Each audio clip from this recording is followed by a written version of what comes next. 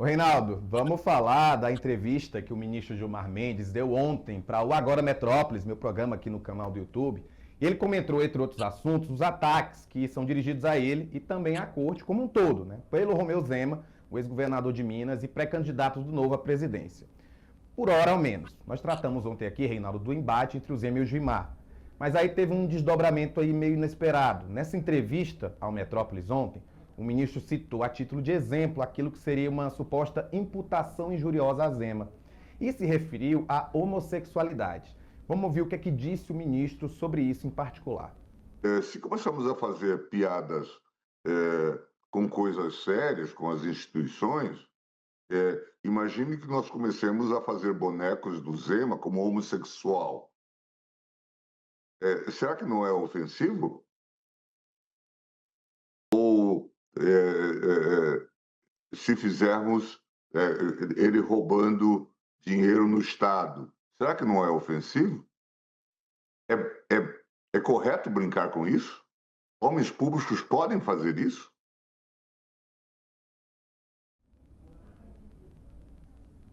Reinaldo, não demorou muito para o ministro reconhecer o erro. Nas redes ele publicou ontem a seguinte postagem, diz assim: há uma indústria de difamação e de acusações caluniosas contra o Supremo. Vou enfrentá-la e não tenho receio de reconhecer um erro.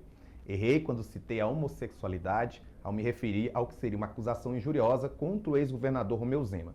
Desculpo-me pelo erro e reitero o que está certo.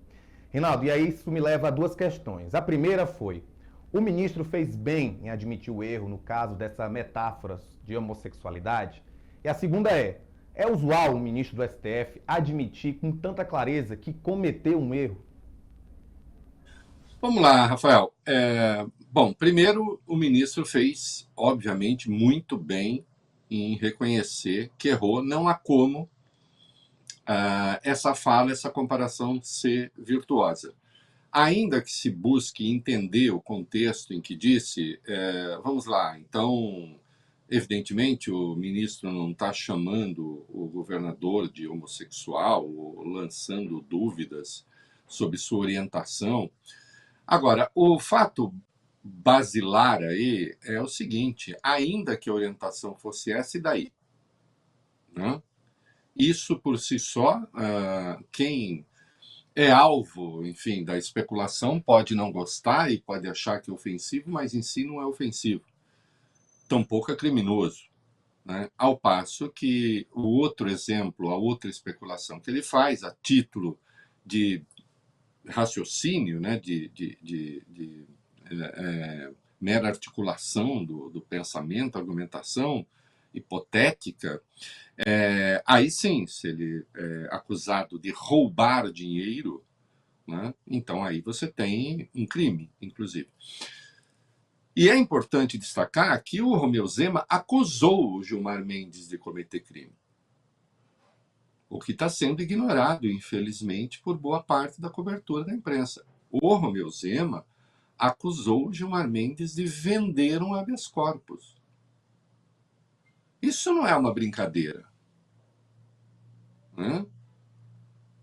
Porque na suposta, no teatrinho de fantoches que ele criou ali, o Toffoli pede para o Gilmar, me arruma aí um habeas corpus. O Gilmar diz sim, mas eu quero uma estadia para me dedicar à jogatina lá no resort, no Taiaiá, né? E ajeitei a boina aqui, estava dando sombra na minha bela cara.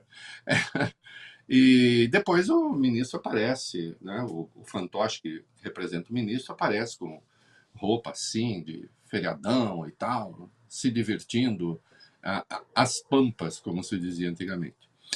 Então, a acusação que o Zema faz, ela, eu diria, injuriosa, sem dúvida, mas ela é específica. Trata-se de uma calúnia mesmo. Né? E ele transformou o Supremo no seu principal alvo,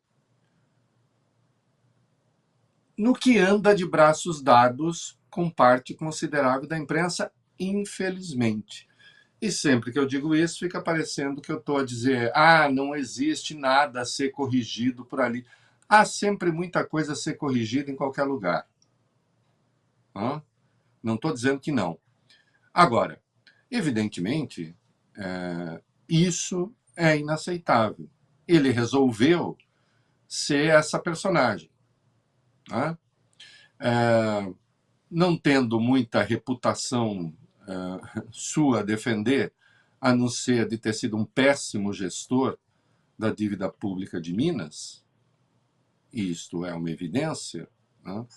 Porque qualquer um que pegue a dívida pública com 104 bilhões e a leve para 182 bilhões em 7 anos, fez uma péssima gestão do caso. Embora se apresente como grande administrador e tenha sido saudado até por Tarcísio de Freitas como um homem comprometido com a responsabilidade fiscal. Né? Então, vamos lá. É claro que o Gilmar fez muito bem em admitir o erro, e o próprio ministro está dizendo que é um erro e pedir desculpas. Isso é fundamental. É fundamental até para distinguir, e isso está no texto dele também, para distinguir o que é correto e o que não é correto da fala. Ele disse: existe uma campanha de difamação do Supremo, e existe. Eu vou enfrentá-la, e está enfrentando. Agora, não tenho compromisso com o erro. Né? A rose is a rose is a rose. Né? Is a rose. Gertrude Stein. Né? Uma rosa é uma rosa é uma rosa. Né? Um verso famoso. Um erro é um erro é um erro. Né? Isto é, não existe a possibilidade, nesse caso, de um erro essencial ser um acerto. E é fundamental que o ministro tenha admitido isso. Não é usual. Não é usual na vida pública. As pessoas têm muitas dificuldades. Não é usual na imprensa. Alguns erramos, algumas correções que saem, são, para usar uma palavra antiga, meramente perfunctórias. Porque erro mesmo de análise, erro de conteúdo, isso dificilmente se admite. Tem o caso recente da liminar do Alexandre sobre os relatórios de movimentação financeira do COAF. Evidentemente, como estava claro no texto dele, como estava claro naquilo que foi publicado no Supremo, a liminar valia a partir da sua emissão, como 99% das liminares. Né? Mas advogados estavam aproveitando para tentar anular quebras de sigilo. Bom, os advogados podem aproveitar o que quiserem. E aí o ministro fez um mero esclarecimento, o que é muito comum também, e isso foi vendido como um recuo. A hora que você vende como recuo, que não é recuo, você está atribuindo ao ministro um erro passado, e essa correção não houve. E essa correção não se fez. Assim como o ministro tem deixado claro nas entrevistas que tem dado, a empresa, de maneira geral, não fez meia-culpa nenhuma em relação à Lava Jato e às barbaridades que foram perpetradas na Lava Jato, tendo a imprensa como parceira. Porque foi o que aconteceu. Cada os jornalistas tinham o seu parceirinho ou no Ministério Público ou na Polícia Federal, então, e as reputações iam sendo destruídas e os julgamentos iam sendo feitos à revelia da própria justiça. Depois, quando se revisaram procedimentos, vai falar desmonte da Lava Jato. Não, desmonte das ilegalidades, não da Lava Jato. Né? Não da necessidade de investigar. Né? Se abusou de procedimentos ilegais, e quando houve a devida correção, então tá vendo? Olha aí a impunidade triunfando. E nós temos algumas coisas que estão em curso hoje, assim, infelizmente. Então, um ministro do Supremo admitir o erro é um gesto de grandeza. Né? Eu não vou falar, parabéns, ministro, por ter errado. Não, não é parabéns por ter errado. Ele próprio está lamentando o erro, admitindo o erro. É parabéns por ter corrigido e com celeridade. Né? A gente sabe como é isso, agenda complicada, deu uma entrevista, sei lá, depois tinha outras coisas, mas quando se deu conta do que falou, da repercussão e da distorção a que seria submetida a questão, né?